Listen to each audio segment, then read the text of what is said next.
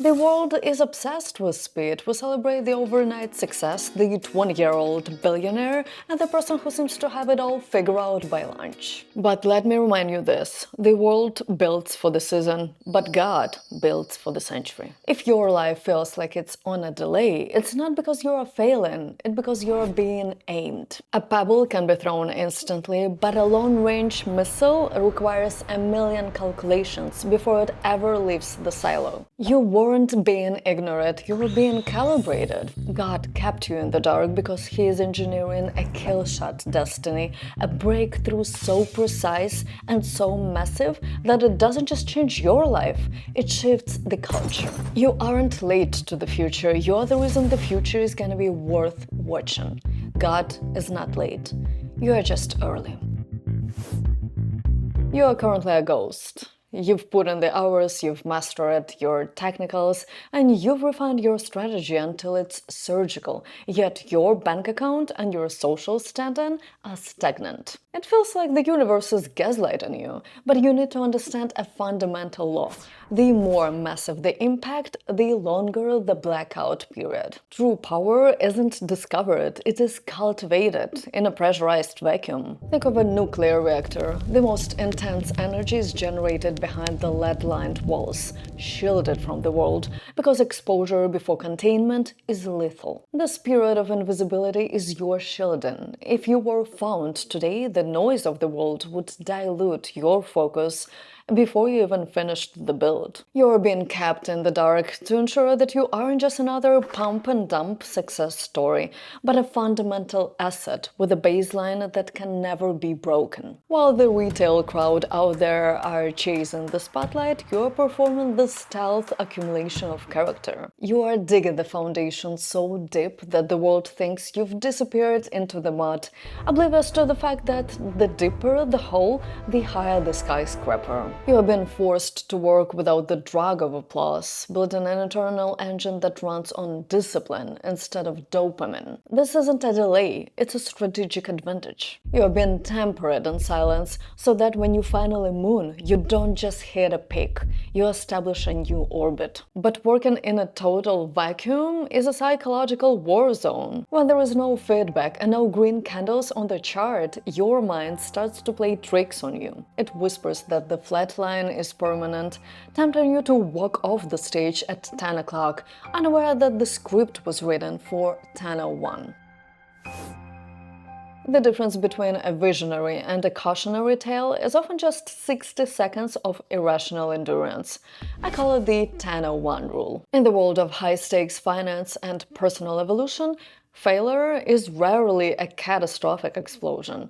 It's a quiet, premature exit. Most people operate with a psychological liquidation price at 10 o'clock. They've survived the silence of the incubation phase, they've endured the mockery of the crowd, and they stared at a stagnant chart until their spirit is spent. At 10:00, they check the time, they decide the math isn't mathing, and they fold. They sell the position, they delete the draft, and they walk away from the table. What they don't realize is that the breakthrough was mathematically scheduled for 10:01. The universe is the ultimate auditor. It doesn't just check your credentials, it tests your conviction by holding the buy signal, just until the exact moment when your ego screams for you to quit. You aren't late to your success, you are just the only person who showed up to the party an hour before the music started. If you walk out now, you aren't a failure, you are a tragic statistic, the person who was right, but didn't stay in the room long enough to be proven right. You have to develop a level of grit that looks like insanity to the 10:00 crowd. Let them lock the doors and kill the lights. Stay anyway. 10:01 doesn't reward those who work the hardest. It rewards those who refused to be moved. But you cannot survive wait past 10:00 on pure adrenaline. To outlast the clock, you need a spiritual and financial reserve that was built long before the crisis began. You need a kind of wealth that doesn't show up on a bank statement, but in the marrow of your bones. We've been conditioned to think of wealth as something that happens out there, in the markets, in the bank, in the physical world. But the most explosive growth you will ever experience is the compound interest of the soul. In finance, the most few years of compounding are agonizingly boring. You save, you invest, you sacrifice, and the needle barely moves. It feels like you are doing the work for a reward that doesn't exist. Your 20s and your built-in years are exactly like this. Waking up at 5 a.m. to study the craft, saying no to the party to protect your capital, choosing the discipline of the grind over the dopamine of the crowd.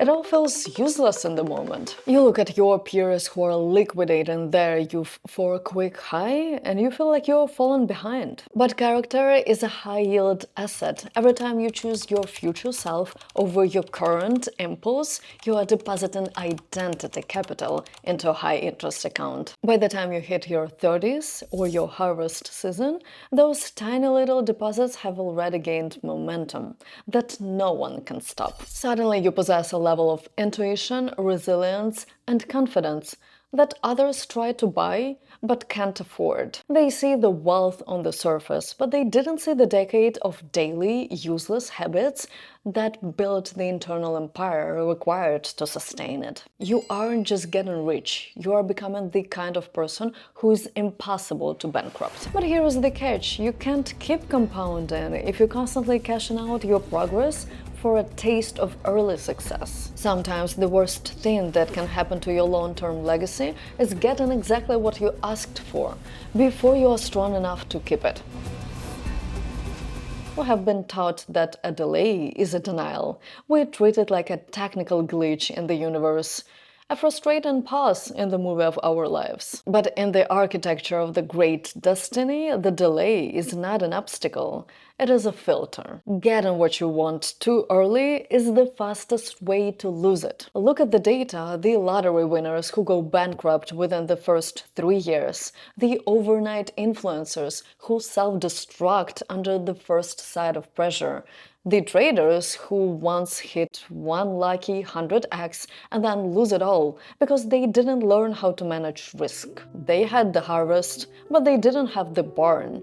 They had the early success, but they didn't have the early preparation. The delay is the universe's way of protecting the asset, which is you. If you were handed the $1 million portfolio, the global platform, or the massive responsibility, it would likely crush the person you currently are. You aren't being forced to wait. You've been given the time to build the back-end infrastructure required to handle the load. The delay is the process of turning your wishbone into a backbone. It is the gift of ensuring that when you finally walk into the room you've been praying for, you actually belong there. You don't want to be the person who gets to the top only to realize they're terrified of heights.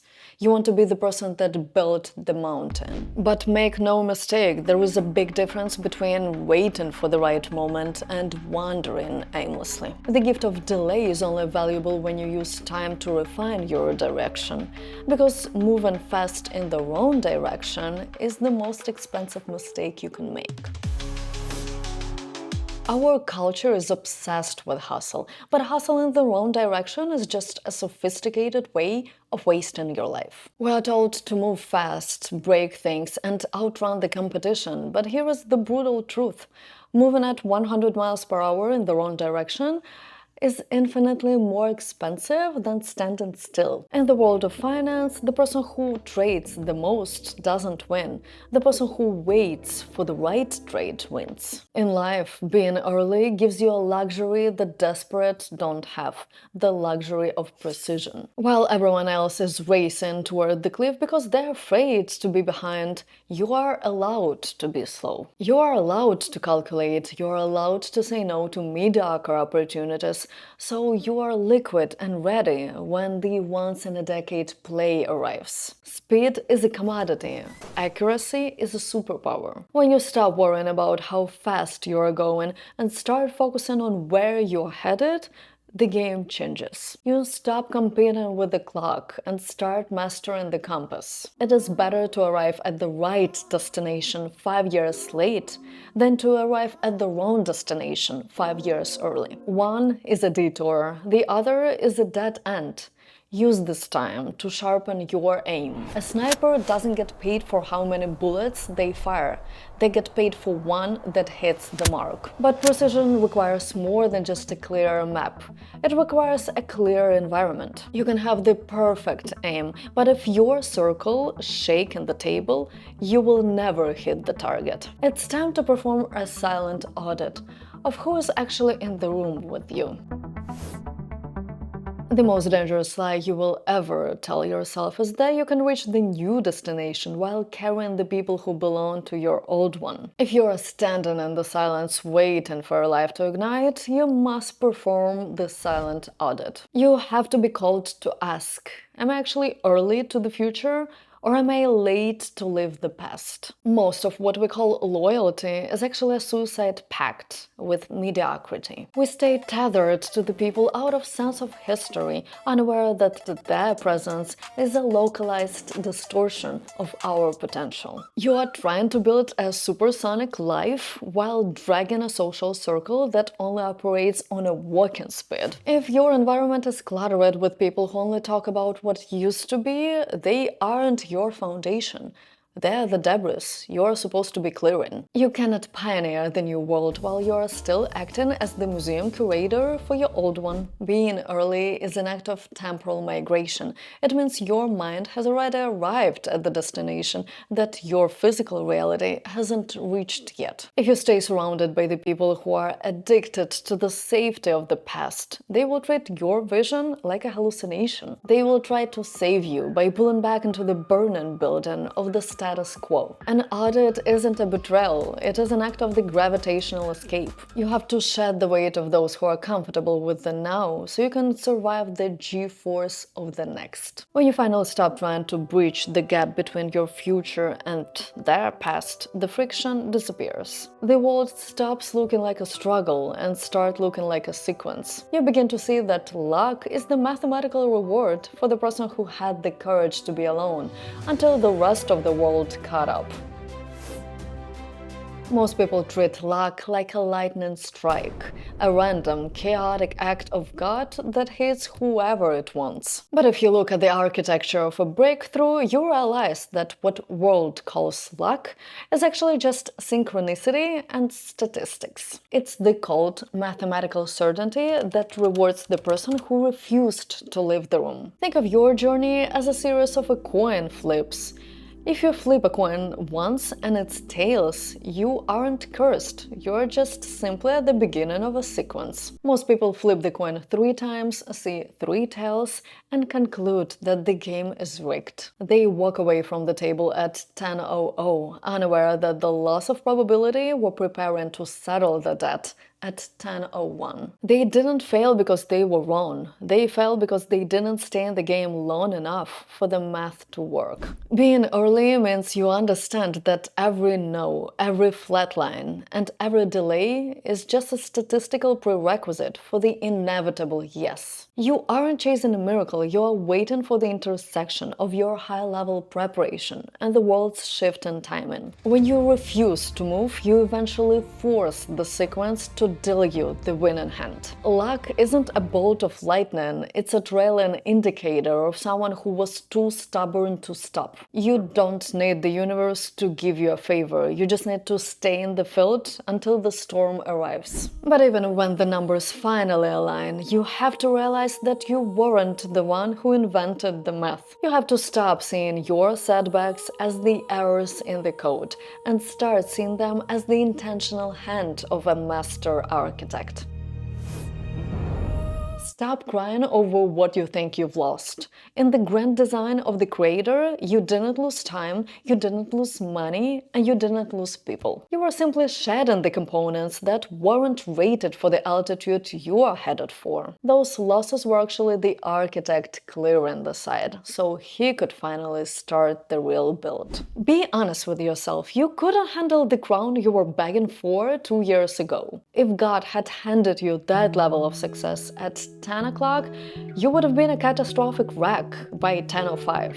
You would have been choked on the fame, drowned in the money, or would have been crushed by the responsibility. You lacked the internal load-bearing character to carry the gravity of that much light. You weren't being ignorant, you're just being saved from yourself.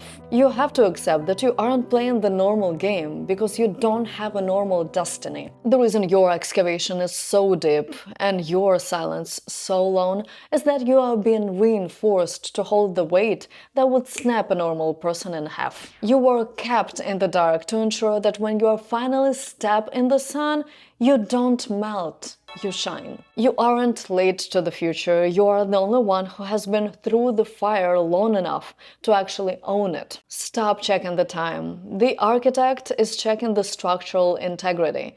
God isn't late. He's just building something that lasts. If you are tired of the fast track noise and you're ready to anchor your life into something unshakable, subscribe. We don't build for the season here, we build for the century. It was Mary with you, and I'll see you in the next one.